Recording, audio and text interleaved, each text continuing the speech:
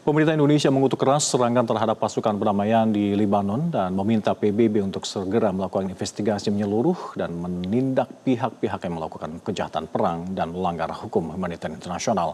Kita akan langsung membahas dengan Guru Besar Hukum Internasional Universitas Indonesia, ada Prof. Ari Afriansyah. Selamat sore, Prof. Selamat sore, Mas Aka. Iya. Prof, terkait dengan serangan berturut-turut yang menyebabkan 3 prajurit penjaga perdamaian ini gugur dan beberapa lain terluka, serangan terhadap prajurit TNI ini kembali terjadi dan menyebabkan 3 prajurit ini, apa yang bisa dan harus segera dilakukan dalam situasi serangan yang terus berulang ini?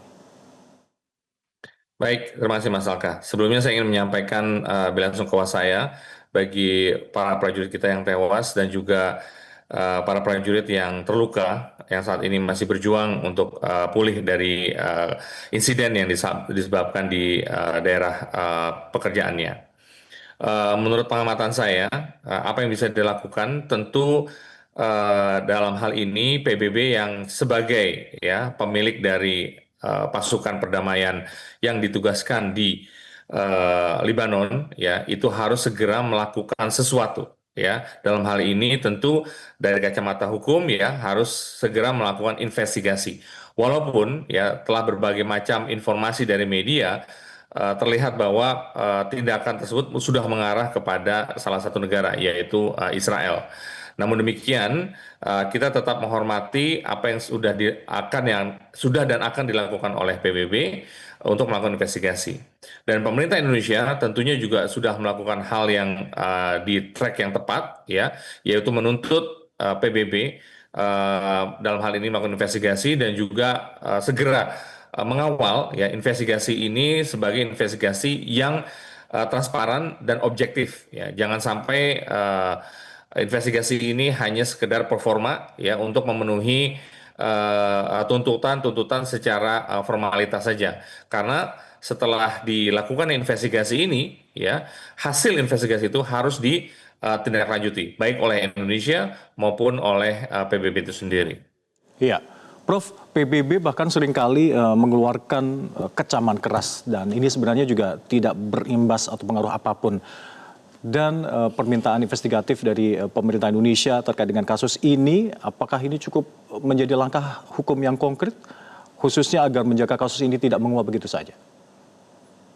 Ya, dari sisi hukum internasional ini adalah satu hal yang bisa dilakukan karena memang Indonesia sendiri kita tidak bisa menuntut langsung kepada Israel karena kita tidak punya hubungan diplomatik dengan Israel dan kita memiliki mandat dengan PBB. Jadi hubungan hukumnya kita dengan PBB Dan kalau untuk hal yang lain mungkin menurut informasi yang saya dapatkan keberadaan atau lokasi di mana pasukan perdamaian PBB ini bekerja itu selalu sesuai dengan SOP artinya ini memang ada pihak-pihak yang memang sengaja ingin mencelakai atau merusak atau mengganggu dari pekerjaan pasukan perdamaian PBB ini. Dan seharusnya dunia itu perlu mengetahui dan juga perlu mendukung apa yang dilakukan oleh PBB dan juga Indonesia.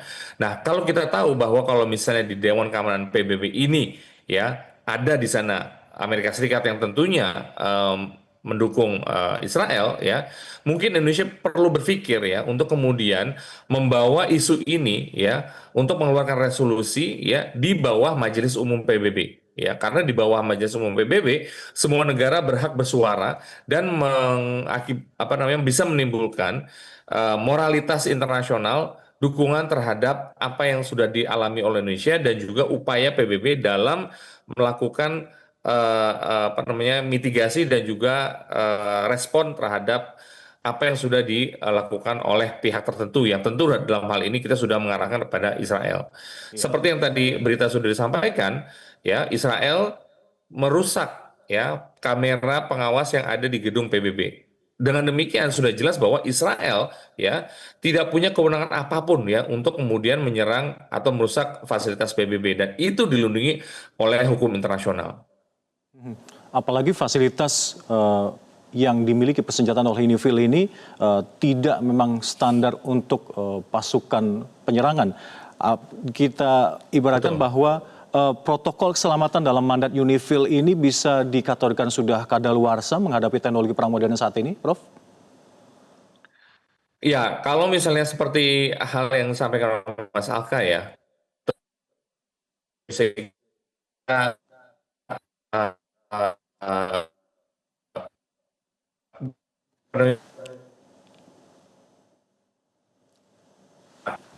karena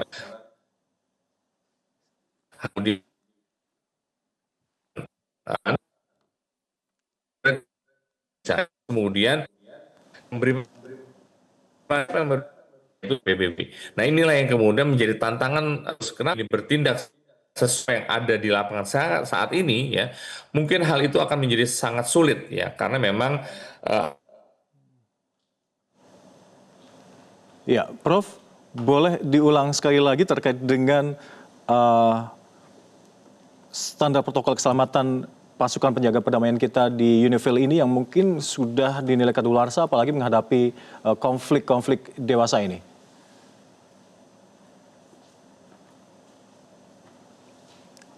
Halo, Prof. Iya. Sambil kita menunggu kembali terhubung dengan Prof. Ari Arfiansyah, Guru Besar Hukum Internasional Universitas Indonesia, kita akan informasikan beberapa informasi berikut ini pemirsa. Tentara Zionist Israel dilaporkan menghancurkan seluruh kamera pengawas yang mengarah ke markas besar PBB UNIFIL di wilayah Nakora yang ada di Lebanon Selatan. Dan pemirsa, insiden ini memicu ketegangan baru antara Israel dengan misi perdamaian internasional di kawasan Lebanon ini. Juru bicara UNIFIL, Candice Ardiel, mengungkapkan jika kamera-kamera pengawas atau CCTV ini memiliki fungsi penting, terutama untuk memastikan keselamatan dan keamanan para personel militer, penjaga perdamaian, maupun sipil yang ada di dalam markas UNIFIL. Baik, kita kembali bergabung, mencoba berkomunikasi dengan Prof. Ari Afriansyah. Prof, ya, tadi ya, ada mohon sedikit maaf, gangguan terputus, komunikasi ya. ya. Prof, boleh digarisbawahi kembali terkait dengan protokol keselamatan dalam mandat UNIFIL yang sepertinya sudah kadaluarsa menghadapi konflik-konflik dewasa ini, apalagi tadi disengaja kamera pengawas yang ada di markas PBB Libanon disengaja diputus semacam itu. Ya. Ya, betul sekali ya. Artinya tadi yang saya sampaikan bahwa evaluasi atas mandat ini ya perlu dilakukan di Dewan Keamanan PBB karena memang UNIFIL ini mendapatkan mandat dari Dewan Keamanan PBB. Namun hal ini saya perkirakan akan sangat sulit ya karena di sana ada Amerika Serikat yang tentunya akan berupaya sedemikian rupa untuk kemudian mengkondisikan ya pasukan PBB ini tidak terlalu bisa berbuat banyak ya untuk berada di lapangan. Dalam hal ini mungkin saja kalau misalnya pasukan PBB ini diubah menjadi peacemaking ya, tentu arahnya akan memperkuat atau akan memperlemah dari Israel itu ya. Jadi saya pikir hal ini akan sulit. Makanya saya sarankan ya untuk kemudian Indonesia membawa isu ini ke Majelis Umum PBB. Sambil membawa isu ini ke Majelis Umum PBB, apakah lebih baik kita menarik pasukan penjaga perdamaian yang ada di sana? Saya tidak menyarankan untuk menarik ya, karena memang ini akan menunjukkan reputasi kita juga sebagai Indonesia dalam kancah hubungan internasional, dan kita juga sedang menjalankan amanat dari konstitusi kita. Saya rasa apa yang sedang dilakukan oleh putra-putri kita dalam misi perdamaian PBB ini itu terus didukung ya, sambil kemudian negara lebih memperhatikan kembali ya dengan segala upayanya dengan mengkoordinasikan bagaimana kemudian ya proses atau pelaksanaan daripada pasukan perdamaian ini bisa dijaga dengan baik. Tentu ya kali ini adalah dengan koordinasi dengan para pihak yang terkait dalam konflik pada utamanya. Ya, Prof, jika peacekeeper para pasukan penjaga perdamaian UNIFIL ini yang mendapatkan langsung mandat dari PBB saja diserang sedemikian rupa, apa kabar dengan pasukan ISF, International Stabilization Force, yang kabarnya juga akan diterjunkan ke Timur Tengah di Gaza?